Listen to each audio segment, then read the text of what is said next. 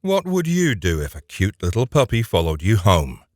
Well, for one kind-hearted cop, this wasn't just a hypothetical question. When a tiny stray started trailing him on his daily rounds, he couldn't resist taking the adorable pooch under his wing. Little did he know that their chance encounter would lead to a heartwarming adventure that would capture the hearts of animal lovers everywhere. But what exactly happened to the officer that made everyone shocked? Get ready to be moved, because the story you're about to hear will melt your heart. The streets of Los Angeles conjure up images of traditional Hollywood glamour with swaying palm trees and plentiful sunshine. The city is also well known for being one of the most densely populated in the United States, with many people and a few animals on the streets.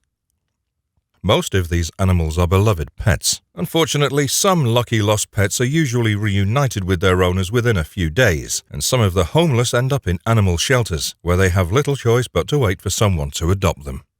Most animals aren't lucky enough to choose their owners, but the one in this story is one hell of a lucky dog.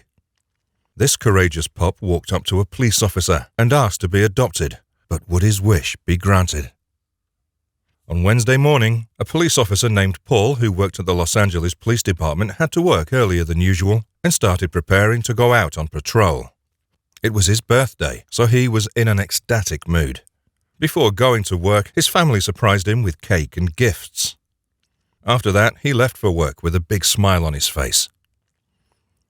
When he reached his office, his colleagues also surprised him and showed him the gifts they'd got for him. He went nuts with excitement. It was a very perfect morning for him. Why wouldn't it be? Paul thought the surprises were over. Little did he know that his day was just about to get even more eventful. When it was finally time to go out to patrol the street, Paul was joined by his colleague, Emily. The two got into the patrol car and drove out into the streets. The morning was quite stress-free, as there were no signs of criminal activity. When they got to Venice Boulevard Street, they came out of the car and started patrolling the peaceful neighborhood. For the first few minutes, there was nothing unusual. Only a few of them cared to greet them, but all of a sudden, things changed. People started staring at Paul. Some even stopped what they were doing and started looking in his direction. The policeman also noticed that people were smiling at him, and some were pointing at him. What could be so amusing, he wondered. Just then, Paul turned around and saw just a few meters away from him a puppy, as a seemingly lost but happy one. Seeing the animal wagging his tail and following him, Paul let out a hearty smile, and the onlookers cheered. Paul crouched and gently caressed the animal. He looked around, hoping that someone amongst the people would be his owner. He even asked if anyone knew the puppy's owner, but no one did.